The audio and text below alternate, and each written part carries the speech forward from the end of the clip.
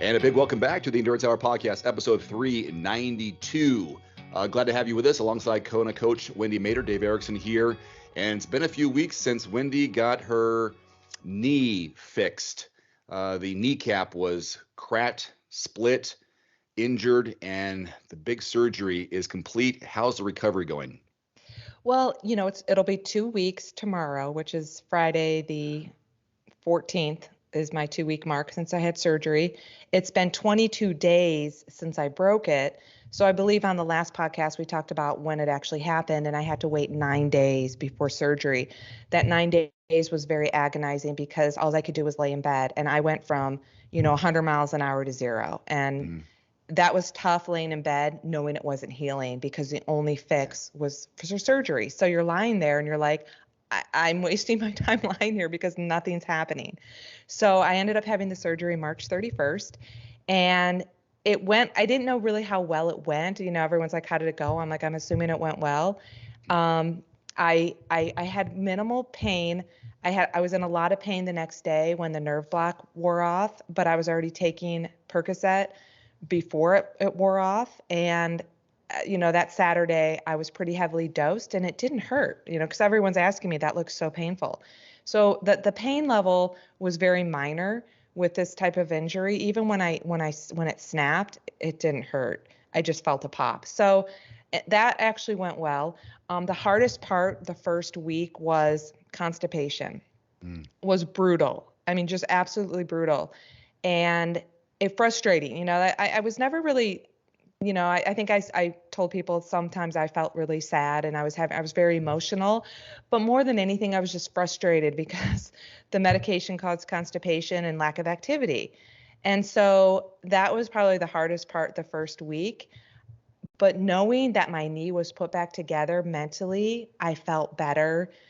Physically, when I was getting up on my crutches, I felt better about my knee because I knew it was put back together. And that was just like a big relief for me to know the healing had started. And I believe we talked on the other podcast how I was, again, inactive. I eat animal protein. So I eat eggs and fish pretty much every day. I've tried chicken twice, not really into it. It's just a texture thing and it's a mental thing, but the eggs and fish I'm actually doing really well with. And I had a follow-up with my surgeon yesterday. So a 12-day follow-up. He took an x-ray. He said things look really good.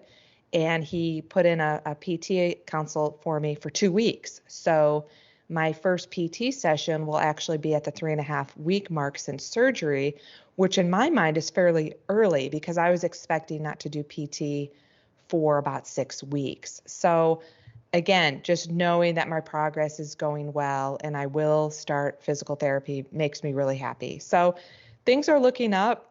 I've generally felt like I've been always in a pretty good mental place. So I think I'm doing really well relative to a lot of other athletes I know who have had similar situations with surgeries and being laid up like I am.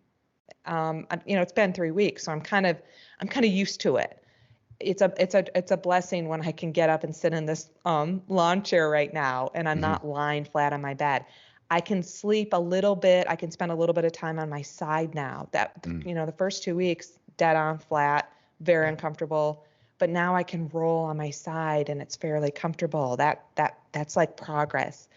And so things are going, in my mind, kind of quickly. Now, the process for getting a kneecap fixed or not replaced, but put back together, you had like a double. You had 2 options, and yet both options were used on a crisscross and a plate on your knee? Yeah. So they call it a cage where I don't know if it's wire. I really don't know what the material is. It's metal, where they do all these crisscrosses like a meshing kind of thing. Like a meshing. And then they that's usually that's like the people just do that. That's kind of like, I would say old school. I don't know how old school it is, but that's what they used to only do. And that's what I met with 3 surgeons. That's what the first surgeon described. The second surgeon described just the plate method where they just put a plate on your knee. And then the third surgeon who I ended up going with, who was fantastic, he says, I do both. if I'm going to get in there, I'm going to fix it and make sure it's secure. So I posted which I think a really cool picture on social media of what it looks like, because I'm just fascinated with this whole process. I'm also fascinated with, yesterday I got my bandage off for the first time. So I got to see my leg. And my first instant thought is, oh my God, that my leg looks really weak and soft. And which I expected, but not that soon, like again, but then it has been 3 weeks since I haven't been on my leg. But I feel like you lose muscle faster than I thought I would. And I'm fascinated by what's going to happen. What's the rehab like? Like, how do I get my muscle back? I mean, I know how with strength training and walking again and putting your weight on it and all that. But I'm still like fascinated by what's going to happen and how long it's going to take me to get muscle and strength back in that leg. And my left leg is so dominant now. I really have to be careful, and I have to take care of my left leg because that's how I can get around. Like if I hurt my left hip, because sometimes lying around makes my hips really achy, and sometimes if I'm sitting too low and I have to stand up, it's a lot more pressure on my left leg to get my body up. And I just have to make sure that it doesn't get hurt, because if I hurt my left leg, then I can't be mobile. And right now, being mobile, being able to crutch up and down the street and the block is like so much progress to me. Like I walked around the block with my family and it took me 30 minutes. Took me 28 minutes to do a half mile. and it is very hilly and I did go very slow, but I'm like, oh my gosh, that's just like huge that I can be that mobile right now, because 3 weeks ago I couldn't be. So it's those little things that you take for granted. I think that's really, I'm not taking for granted anymore. And as far as like the mobilization, I'm into this audiobook, I'm almost done, called Built to Move, that they talk about 10 daily habits of just kind of activities of daily living to keep your body healthy and functioning for life. And it's all the things like I preached, but they say it in a little bit different way, more scientific way. And it just confirms that everything I'm doing is good. Instead of lying around feeling sorry for myself, I'm not. I'm focusing on the things I can do versus focusing on the things that I can't do. And it's keeping me in really good spirits. It is so triathlon of you to say that it took you 28 minutes to do that mile. I was so happy I broke 30 minutes. Yeah, on crutches. You can put that in your log. It was a 28-minute mile on crutches. No, it was a half mile. 28-minute half mile. Oh, half mile. Oh my gosh, that was slow. A half mile. It's very like going down. We have the steep downhill that I'm like, I wasn't very comfortable going downhill, and when you go uphill, I have to lean into it. So I'm a little bit more comfortable going uphill because I can lean into it. But going downhill, I'm like, gosh, what if my crutches fall out from underneath me? I'm going to fall backwards. If I go slow, that's not going to happen. But it's that mental thing in my mind of, this is your first time, take it slow. And now I have some baseline to work with. And first major surgery as an adult? What's that? First major surgery as an adult? Oh, yeah. The only other surgery, I've had 2 surgeries in my life. One was 1992. I had my ovary removed, which was more major surgery back then because they cut you open. And then in 2003, I had my appendix removed. So this was fairly major surgery. I'll send you a picture of what my knee looked like yesterday. Okay. It looks like, wow, that was pretty major surgery, more than people might anticipate. But again, it went well, and I'm doing fine. I really am doing fine. I hate when people's, the first week everyone's like, how you doing? And all I wanted to say is, I'm fine. Just leave me alone. But I'm like, no, I'm actually really doing okay. That you talk about, modern medicine and modern surgeries.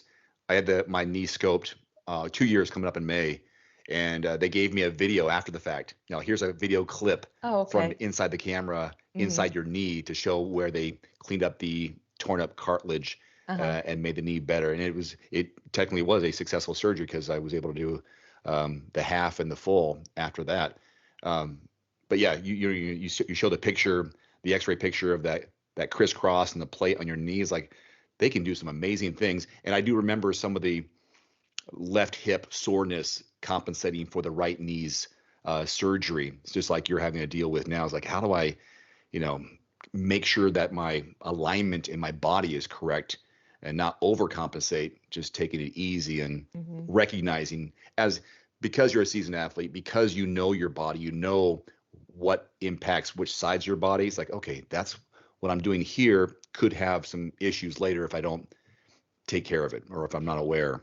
Yeah, I do a lot of glute clenches. I squeeze my butt a lot just to keep my glutes activated because that's the powerhouse. I try to keep my stomach engaged, while I'm just lying there because it's all about the core. It's all about keeping the area between your shoulders and hips, front and back, solid as you can based on the circumstances that you're in. And so I had some friends of mine, a friend of mine who's a strength and conditioning coach and my chiropractor texted me some movements that I can do while I'm lying down, just some more innovative stuff that I didn't think about and standing up. And that's been very helpful. And I just feel fortunate enough that I know the importance of movement and I know the importance of keeping things activated because I don't want, which is my fear, is the knee's going to be fine, but something else is going to break down in the process of being inactive. Mm-hmm. Yeah. And I know that could happen. So I'm being proactive about it and taking the steps I can take to prevent that stuff from happening. So again, all my knowledge and education and experience, I'm just so happy that I have it. Yeah. To know this and to share with others in similar situations. And now you're becoming a little more relatable to athletes who have had injuries or surgeries because it is so fresh in your life. It is your life right now. Yeah. Yeah.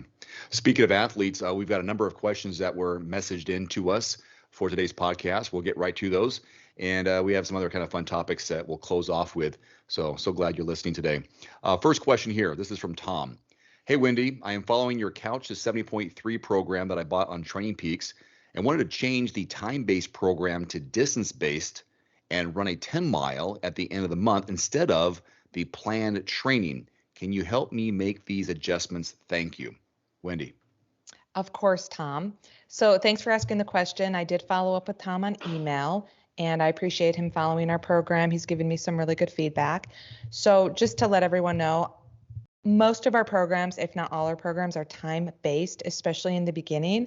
And then for those longer training plans that we have, like the Ironman and some of the 70.3s, it goes into a distance-based program because you do have to complete the distance, and an Ironman distance is different than completing a sprint distance. So I do start to incorporate distance. The reason I choose time-based is because it's just more universal. An hour on the indoor trainer is different than an hour of what you're going to ride outside. Same with like running, running an hour on the treadmill is going to be different mileage than running outside. So everyone can train by time. Not everyone has a GPS device. So it's a little bit universal.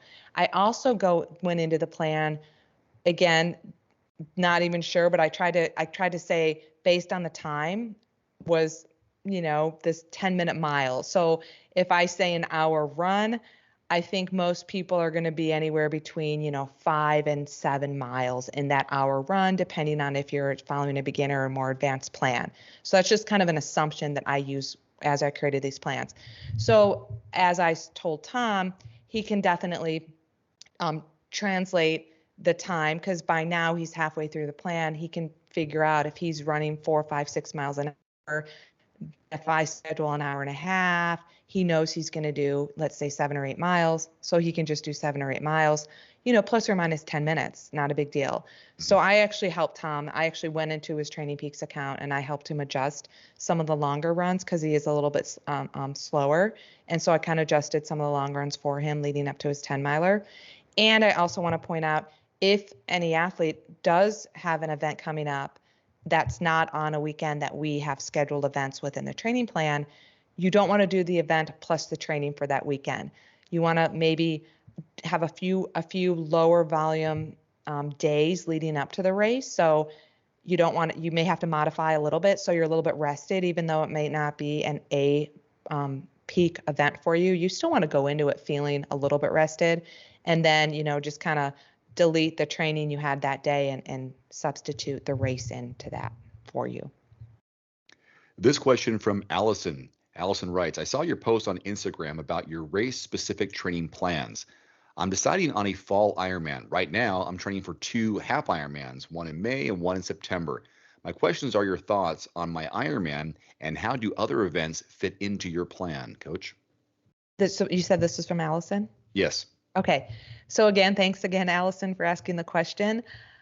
Like I already said in previous responses about our plans, we do incorporate races within the plan, suggested dates or time frames within the plan. So if you have events already scheduled that don't fall on those dates, not a problem. You just don't do the training for that weekend and you do your race. Now, I think 2 half Ironmans leading up to an Ironman is great preparation. You might want to consider following an Ironman plan if that's going to be your main focus for the year, instead of following a half Ironman plan. Follow the half Ironman plan for your event in May because that's coming up. And then consider stopping, if you're following a plan at all, stopping your plan and then start an Ironman plan after that, leading up to a fall Ironman event. And just, your September half just kind of is going to be included within that Ironman plan. And that's something you just plug in and then adjust the lead up to that and the recovery after that within their Training Peaks plan. Yes. And we actually have video content within our training plans on Training Peaks that talk about a situation like that, and talks about how to modify the week before an event and modify the week after an event if you have to. So you're not like bogged down by feeling like you're missing training because you substitute a race.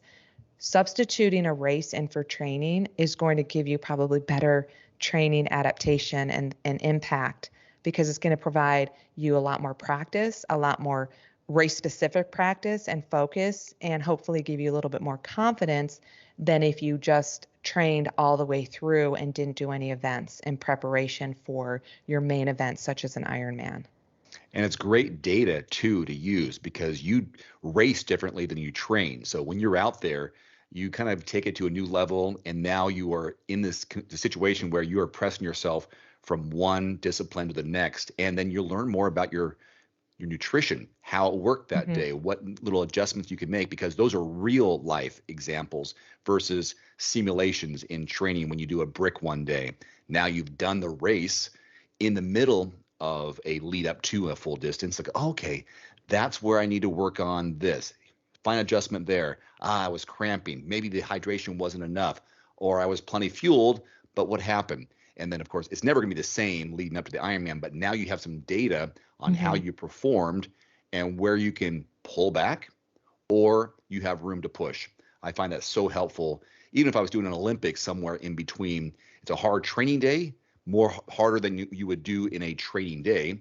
And then you can use that data going, okay, if I can do this in an Olympic, I can adjust those numbers, let my coach know, and she'll see where I was. Okay, here's what's realistic for my half. It's just invaluable to have a race-specific data versus just a hard training weekend, because training, you can slow down. There's no one pushing you. You don't feel the excitement and the energy in the air of going through the crowds or in transition. There's a different level associated with a race.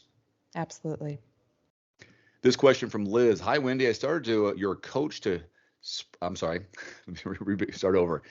Hi, Wendy. I plan to start your couch to sprint training plan this month, and I feel a bit overwhelmed since I have yet to complete a triathlon and I've been watching your videos. Can you explain in more detail the difference in various training phases that you mentioned, as well as common pitfalls, mistakes, to help me approach each with the proper mindset? This is from Liz. Hey, Liz, congratulations on signing up for your first triathlon. It's going to be a great experience. I did share with Liz our video that I made and you helped edit on Triathlon Then and Now, where I talk about my very first triathlon back in 1992. So I think it was a fun video to share with her.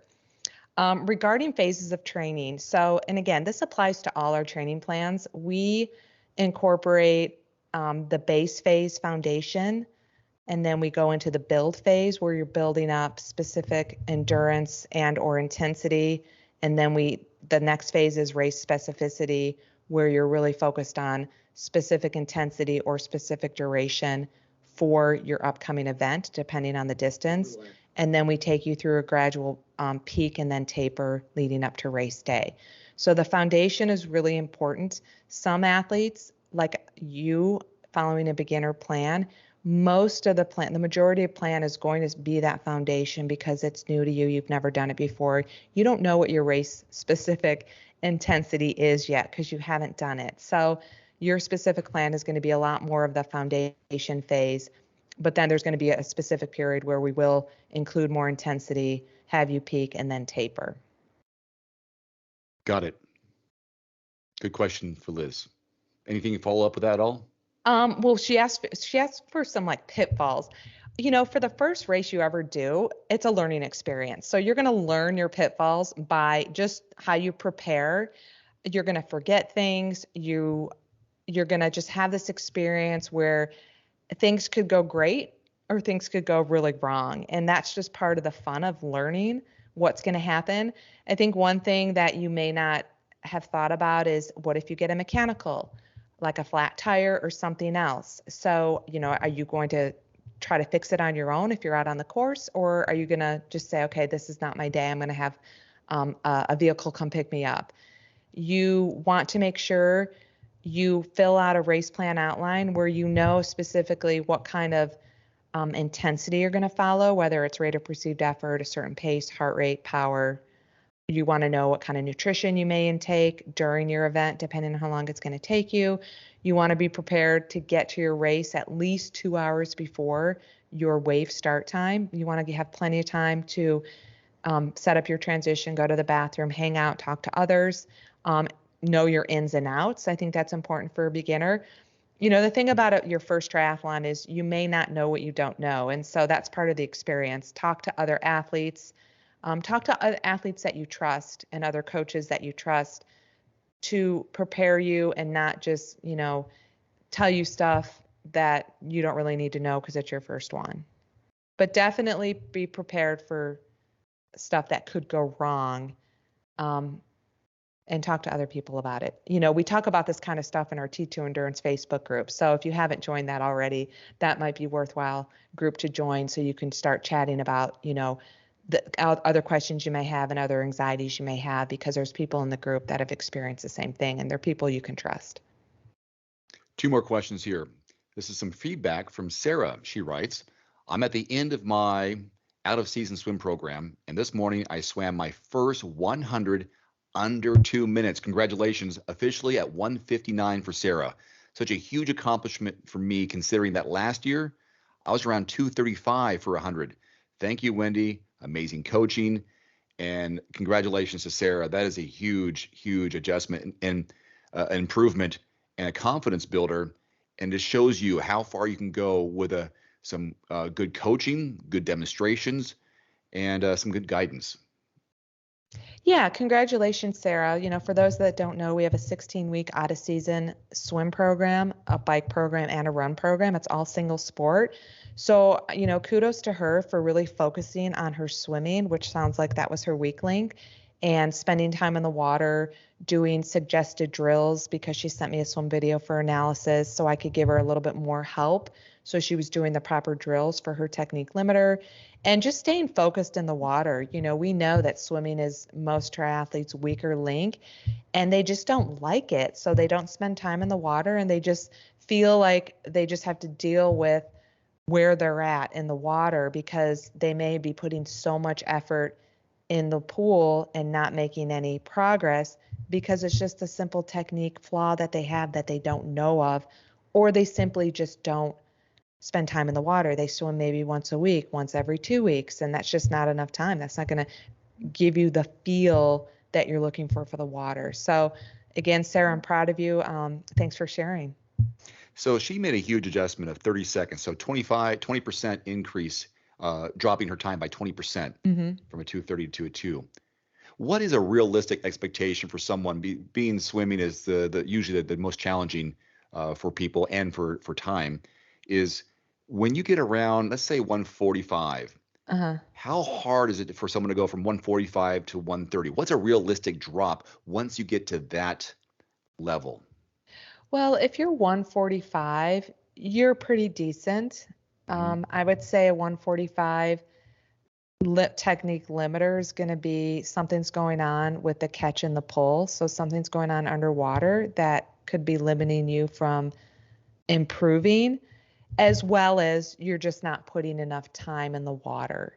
And so, you want to look at your distance per stroke, how much water are you pulling with every arm stroke? You want to look at your stroke rate. You want to look to make sure you're training at the proper intensity as well. A lot of people go to a master swim program, and if you go to a master swimming, that's a group dynamic workout. It's not specifically tailored to you, so you might not be getting desired results because you're just not training at the right intensity level for your current level of fitness, which is where I would see someone who's at that 145-ish level. If you're above a 2 minute per 100 person, you're going to make a lot more gains because it's definitely, I can tell you just based on your 100 pace, what your technique flaws probably are. Hmm. But 145, it's like weight loss, trying to lose the last 5 pounds. You're Hmm. at a 145 per 100, you're trying to get down to a 130.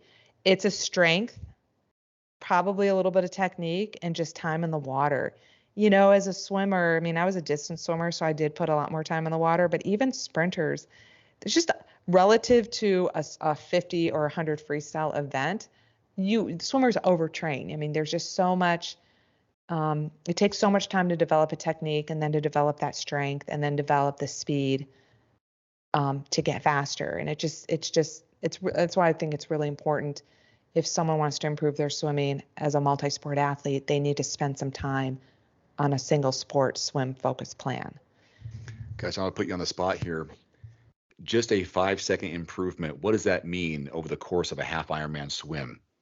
So you're looking at what's 2,200 or so is a half Yeah, Ironman. So 2,100 5 yards. seconds per 2,200. How significant is that? And is it worth it for somebody? I know, unless they can make it up in the bike or the run, all the extra time you have to put in the pool to save 5 seconds, is it significant enough to put the time in the And work? I'm gonna say, it depends on your goal. It depends on the person and the goal. Significantly, let's just say, what is that? 55 seconds for 10, 100. So it's like 2 minutes. It's about 2 minutes, right? If you drop 5 seconds per 100, it's about 2 minutes over the course of 2,100 yards.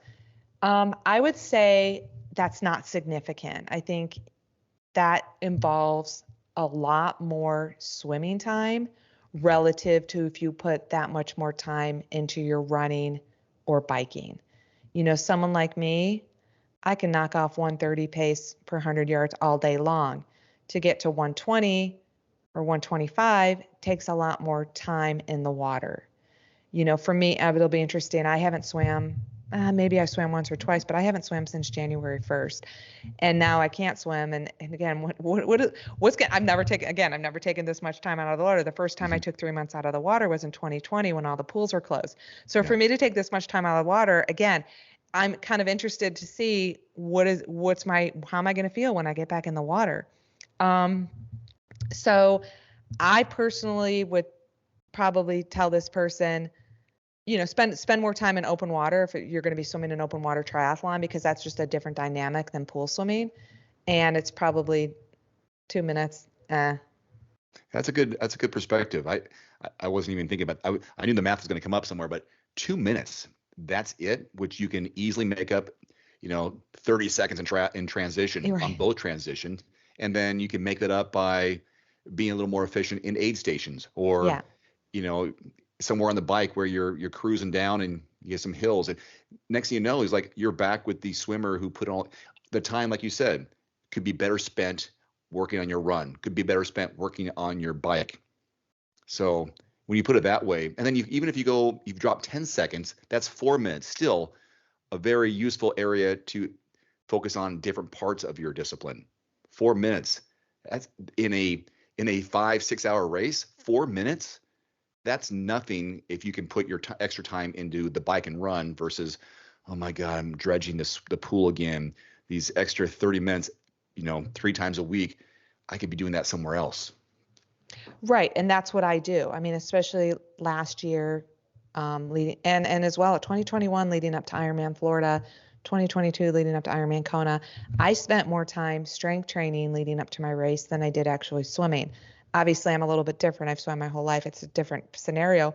And at the same time, it's a little bit the same because I'm like, I'm going to go to Kona and I'm still going to swim under an hour. But is it going to make that, whether I swim 55 minutes, 58 minutes, or an hour, to me, was not significant. I'm going to go an hour and I don't have to swim probably a day in my life, and I'll probably still swim around an hour. So I totally just, wanted to do more strength training, and it definitely paid off for me that both of those years in Kona, as well as swimming in the Gulf, was important for me to be stronger than it was for me to swim more. I needed that strength to get through the current. Well, what a perfect segue to our last question. This is from Rick. I'm 65, having a difficult time keeping strength and endurance and muscle mass, especially in my legs. I've noticed a pretty substantial drop over the last year, even though I ride my mountain bike about the same amount I have for the past 7 or 8 years. Some guys I ride with told me to take creatine monohydrate, but I'd rather keep my intake natural. What do you suggest? Again, Rick is 65 years young. Hey, Rick. So, two things. Number one, if you're not doing strength training, that's where I would start with. That's the first thing I would start with, because as we age, we're humans. We lose muscle mass as we age. That happens to everyone. We can minimize our muscle loss by doing strength training. You want to make sure you start light and adapt slowly and build to where you're lifting fairly heavy weight. That's what's going to give you muscle mass and strength. So important as we age. Bone mass, strength training, muscle mass, strength training. Number two, if you've been riding or training the same amount, same volume, same intensity, I don't really know what that is, but if you're not mixing things up, I would mix things up, making sure you're getting your easy, long, moderate recovery, hills, sprints, intervals, mix up your intensity. That's also going to be important because those higher intensities is going to help stimulate muscle growth as well.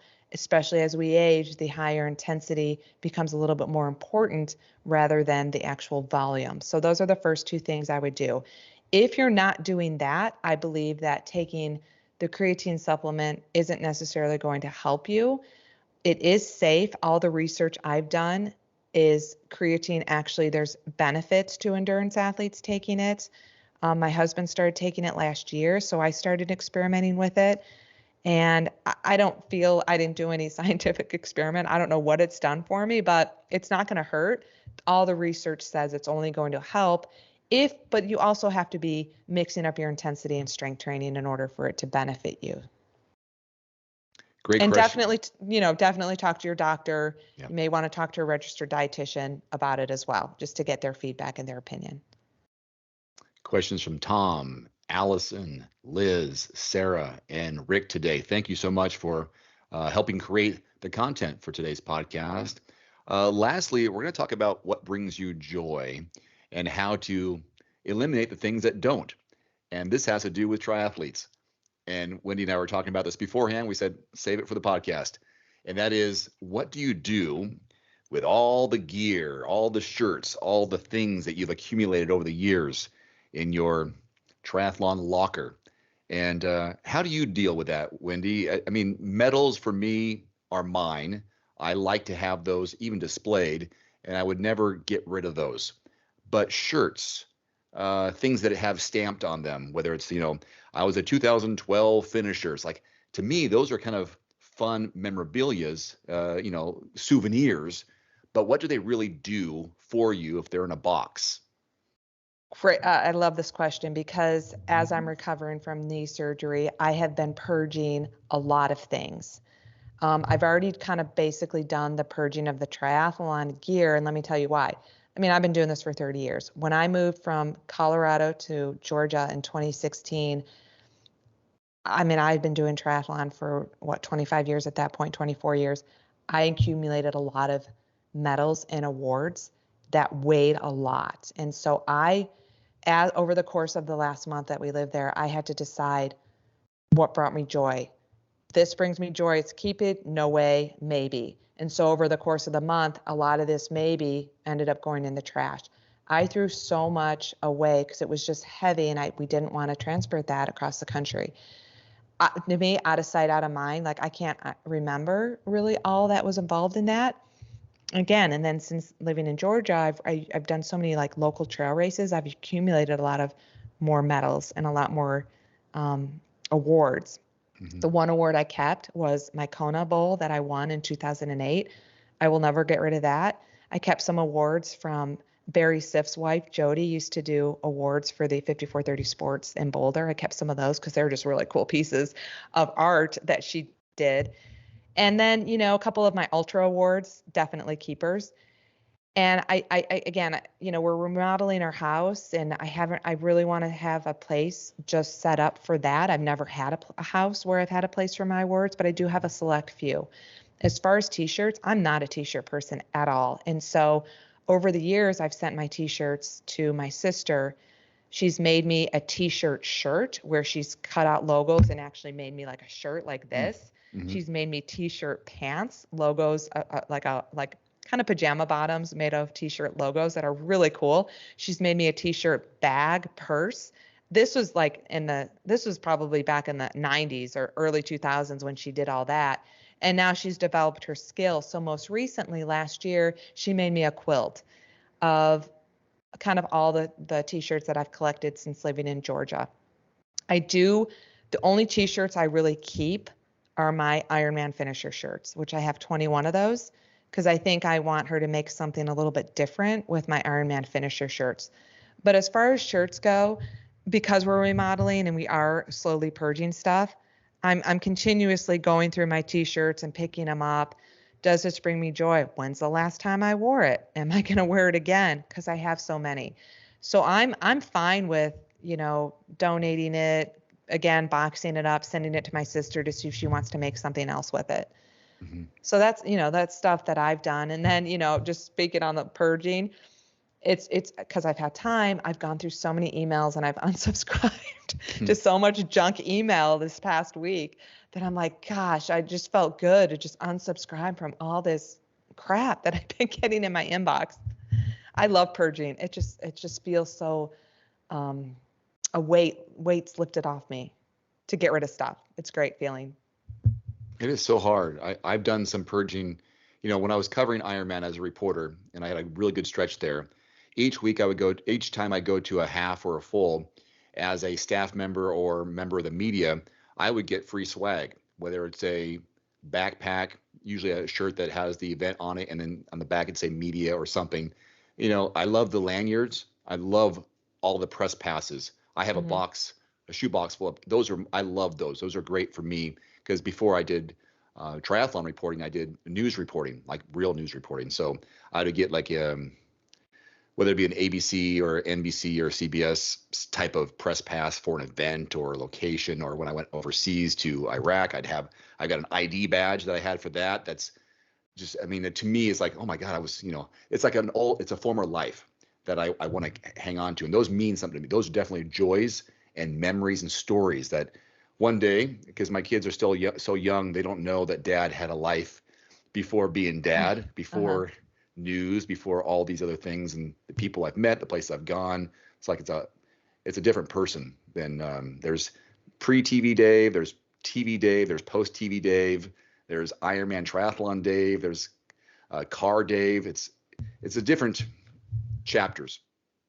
So I'm looking at that too. Like, okay, I'm at a phase where I've done my fair share, more than my fair share of triathlons, halves and fulls.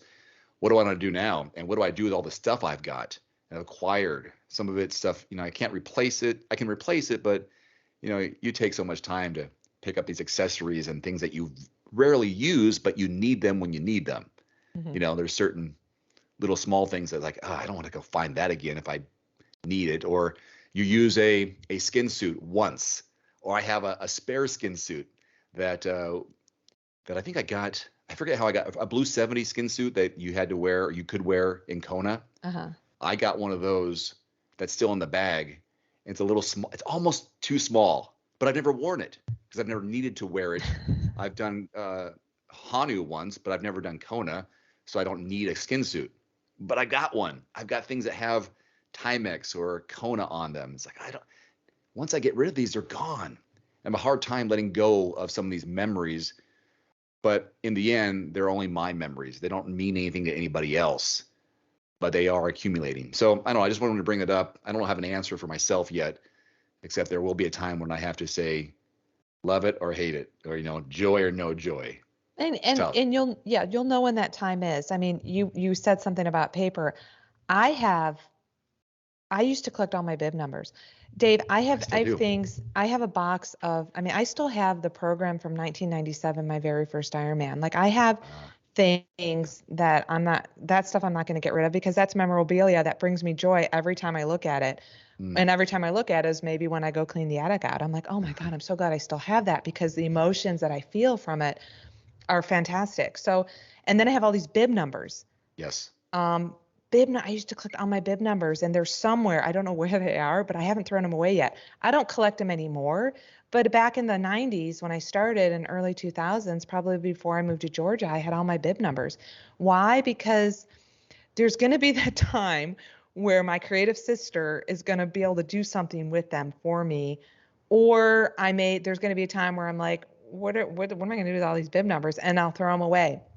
And regarding like gear, like goggles, wetsuits, skin suits, I'm lucky that I'm a triathlon coach. So I know there's a time where someone locally might be needing a wetsuit. I can give them mine or I can just donate my gear to athletes that I coach or the community of athletes that I know here. So at least I have stuff that whether or not I use it again, I think I can give it to a good home to especially a first time triathlete.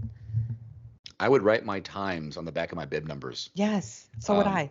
Some of the bib numbers have the event on them if they're, a WTC event, which is obvious because they're really nicely made.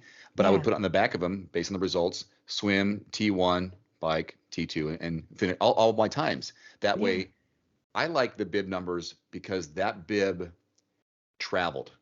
Mm-hmm. That bib was with me the whole time.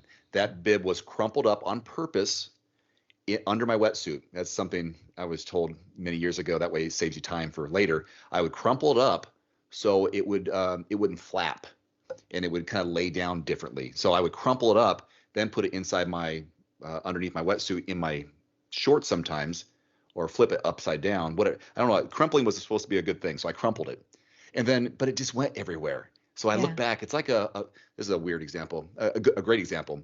So this is a throwback big time. When I went to Iraq, I was a one-man band reporter. I went to Iraq for 2 weeks with our local Washington Army National Guard group, and I didn't know this was going to happen, but we went on a mission. So we went outside our camp, outside our base, into the enemy territory, and we did a mission, and then we came back. It was just one of their exercises they did. So I was with the group, and when we came back, they presented me with a flag, and the flag was folded up the way it should be, but the flag, I didn't know, was on our Humvee that we went out with. So that flag traveled with us on this mission, and they presented it to me, which I didn't know about, afterwards, going, here, you went on your mission. Here's the flag that went on our mission that we stored with us, that congratulations or whatever it is, here's an honor. Thank you for coming with us, and here's your thing. So whether it's the flag, whether it's a bib number, long story, even longer, is that there's a memory associated with that bib. Yeah. It went somewhere, like the traveling pants kind of thing. Yeah, and speaking of putting our results on bib numbers, it's because they didn't have internet. Their results were not online. Online didn't exist. And so, all these programs I have from way back in the day with race results and just this 1997 program, it's like it's brand new because it's been safe. I've kept it safe because it's such a good memory, that first one. 2008 is such a good memory. And they're anyone's memory. So, it would be fun to hear what other people do with their stuff. If they've, and again, we've been in the sport a long time. We don't want to say all this stuff is bad by any means. Especially if you're new or been in the sport for like 10 years or less, God, accumulate all the gear you want. One day you'll understand where we're coming from. Mm-hmm. Yeah. And if you've been on if you're fortunate enough to be on a team or multiple teams or part of clubs, it is, for me, it's been cool to have a jersey from that time.